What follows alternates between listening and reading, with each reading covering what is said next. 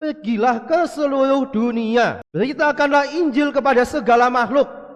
Akan di sana kepada segala makhluk, bukan hanya kepada semua manusia, kepada segala makhluk. Apa artinya?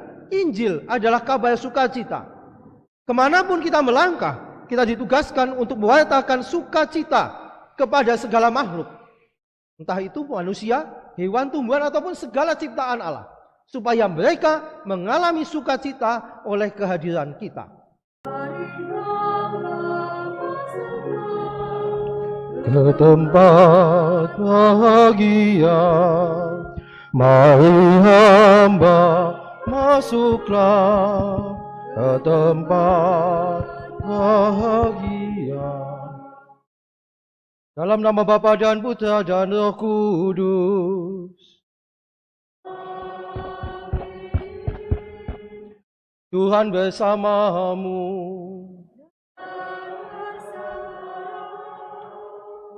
Bapak, Ibu, dan saudara sekalian yang terkasih, selamat sore. Hari ini gereja mengajak kita untuk merayakan pesta Santo Franciscus Xaverius. Tolong mic-nya.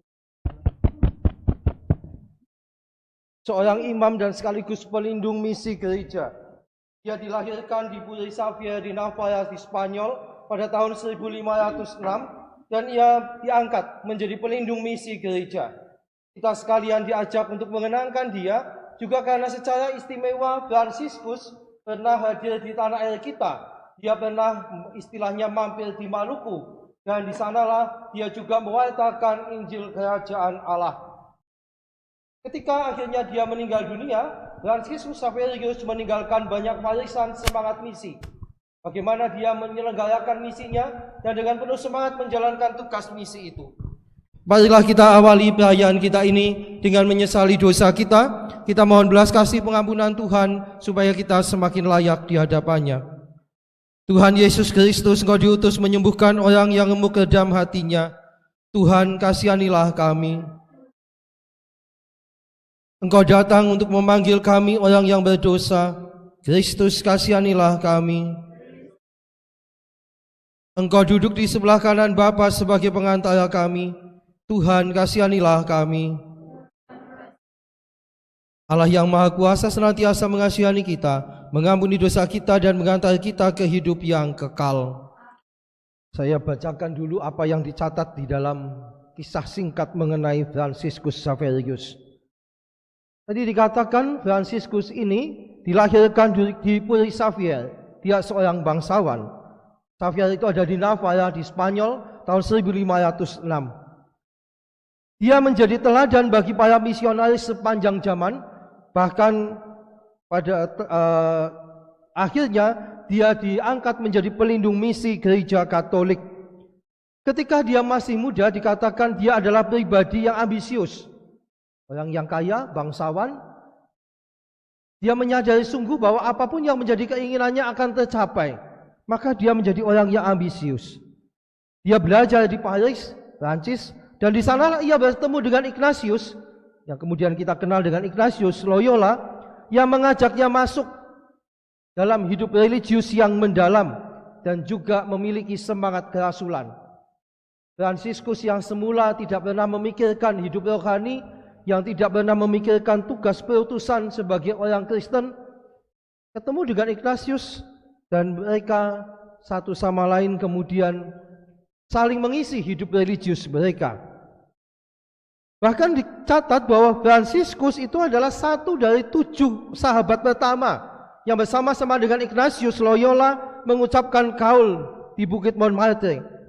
Di sana kelompok ini 7 sahabat bersama dengan Ignatius Loyola mengikrarkan diri dan ditahbiskan menjadi kelompok yang akhirnya kita kenal sebagai kelompok Serikat Yesus pada tahun 1534.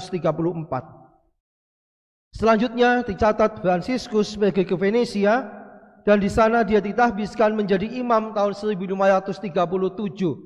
Jadi tahun 1534 dia membentuk bersama Ignatius dan sahabat-sahabatnya 7 sahabat pertama kelompok yang disebut dengan Serikat Yesus, dan 3 tahun kemudian dia ditahbiskan imam. Dan selanjutnya setelah ditahbiskan dia berangkat ke Roma untuk mempersiapkan diri menjalankan tugas misinya. Tercatat bahwa pada tahun 1541, itu usianya 35 tahun, Fransiskus berangkat ke Goa di India untuk menjadi duta paus untuk wilayah di timur jauh. Dia berangkat dengan begitu mudah, dengan begitu ikhlas, tanpa pernah berpikir untuk kembali lagi ke tanah airnya. Dari Goa di India itu, dia melanjutkan perjalanan misinya ke pantai Paravi di Sri Lanka, kemudian ke Kepulauan Maluku di tanah air kita di Indonesia. Maka tidak mengherankan di sana di Maluku itu gereja katedral Amboina itu mendapat nama pelindung Fransiskus Xaverius, karena memang di sana Fransiskus sempat menapakkan kakinya. Selanjutnya dia dari Maluku dia melanjutkan tugas perutusannya di Jepang selama 2 tahun. Bahkan kemudian dia berangkat ke Tiongkok. Tidak mengherankan bahwa di Tiongkok Fransiskus ini sebetulnya termasuk dianggap sebagai tokoh penginjilan awal. Tetapi sayangnya pada usia yang masih cukup muda, 46 tahun, pada tahun 1552 Fransiskus meninggal dunia di Pulau Sangchuan sambil membisikkan wasiatnya kepada pengikut-pengikutnya. Dia berkata, jiwa-jiwa. Karena inilah yang menjadi kerinduannya, yaitu keselamatan banyak jiwa, supaya jiwa-jiwa pendosa pun dibawa kepada hadapan Allah yang Maha Pengasih, Maha Pengampun. Pada tahun 1662 dia dikanonisasi dan dinyatakan sebagai pelindung seluruh misi oleh Paus Pius ke-11 pada tahun 1927. Fransiskus itu menjadi pelindung misi bersama dengan Santa Teresa Lisieux. Saudara sekalian yang terkasih, kalau membayangkan Fransiskus yang usianya 35 tahun lalu berangkat itu ke tanah misi dengan penuh semangat, bahkan tidak berpikir untuk mudik, untuk menengok tanah airnya, dan betul dia meninggal dunia jauh dari tanah airnya, mungkin kita bisa bertanya, mengapa? Mengapa Fransiskus yang begitu muda, yang masih muda ini punya semangat yang demikian luar biasa?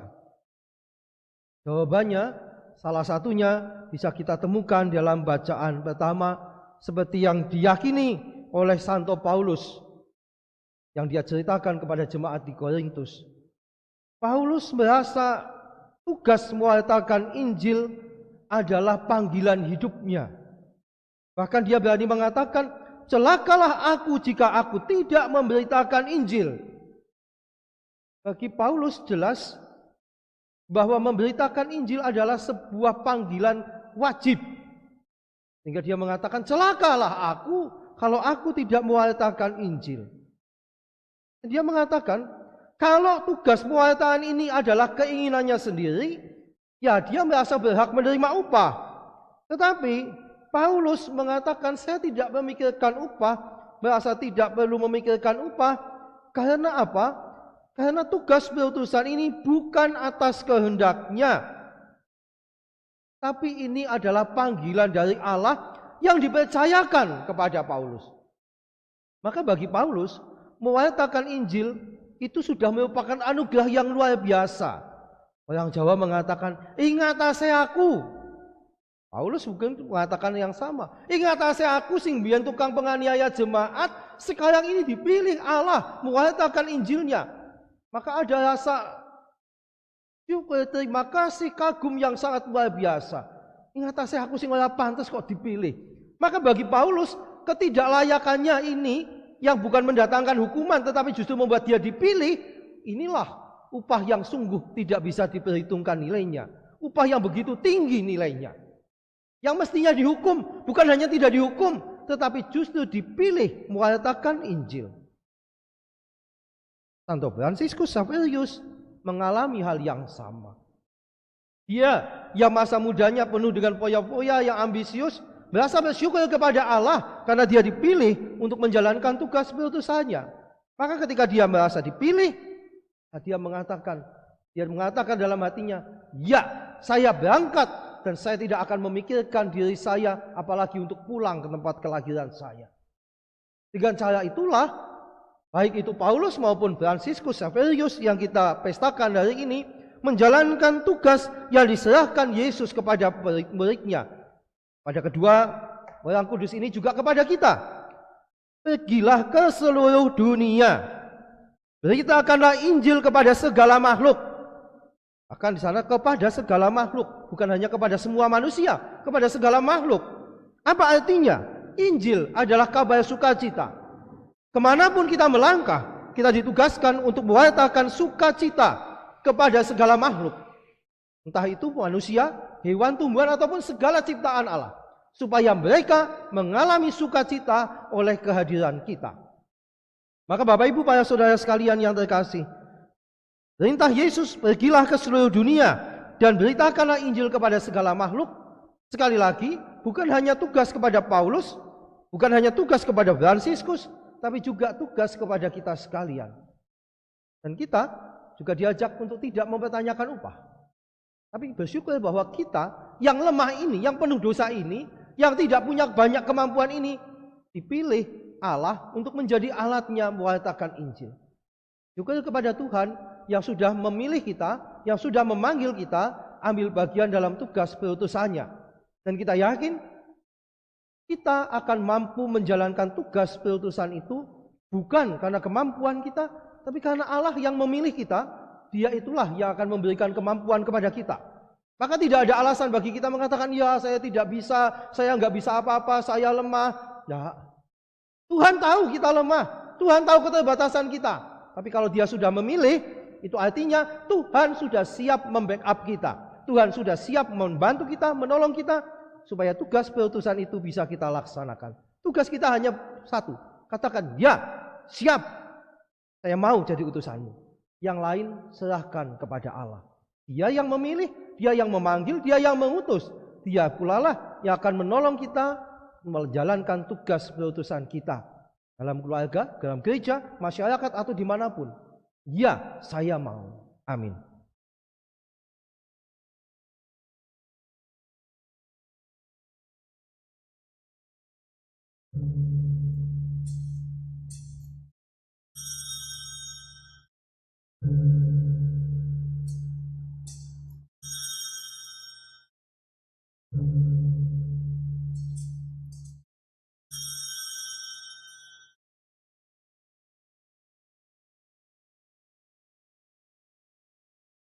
Bapak, Ibu, dan saudara sekalian, ada beberapa pengumuman. Yang pertama mengenai kalender paroki. Kalender paroki sudah tersedia. Para ketua lingkungan atau pengurus lingkungan bisa mengambil di aula paroki yang sebelah sana. Ada dua tumpukan. Yang sebelah sini adalah kalendernya. Ini Paguyuban Perhimpunan Para Kawuli Katolik Santa Monica. Lambangnya janda-janda, begitu, janda ketok kok kasar teman gitu ya. PWK Santa Monica yang sini, yang punya paroki yang sebelah mana sih sana itu? Selatan ya toh, sebelah selatan. Nanti ketua lingkungan atau pengurusnya bisa ambil. Jangan lupa tanda tangan bukti pengambilan. Masing-masing lingkungan jumlahnya jatahnya beda-beda. Maka jangan keliru, nanti kalau salah ambil tanggung jawab menghabiskan. Nah, tapi tanggung jawab bayar juga, bukan hanya menghabiskan. Lalu untuk yang Santa Monica, saya sudah minta izin ke Romo Paroki, ada 15 paroki, saya minta izin untuk juga menjual kalendernya Santa Monica. Romo Tejo sudah mengizinkan, maka nanti kepada ketua atau pengurus PWK Santa Monica cabang Kebumen untuk ambil yang ada di sebelah sini, yang sebelah utaranya, nanti saya akan tunjukkan. Ini nanti dijual kepada umat, harga jualnya 25.000. Yang Monica juga sama, wong nyetaknya sama-sama kok itu.